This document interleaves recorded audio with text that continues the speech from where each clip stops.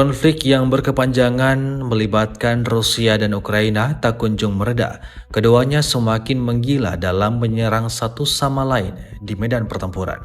Dibuktikan pada sebuah rekaman yang ramai beredar di media sosial Telegram pada Kamis 24 Oktober 2024. Dalam rekaman tersebut, Kemenhan Rusia menunjukkan momen unit artileri self-propelled Angkatan Bersenjata Ukraina yang ditemukan oleh pengintaian kelompok pasukan Sever terkena amunisi lancat berkeliaran di daerah perbatasan wilayah Kursk.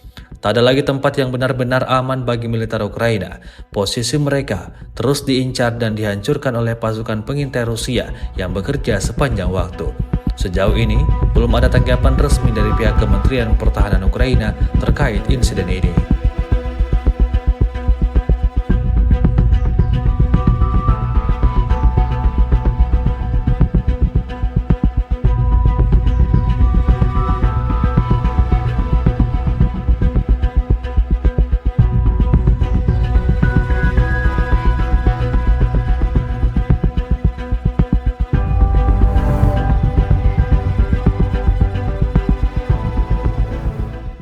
Download Tribun X sekarang, menghadirkan lokal menjadi Indonesia.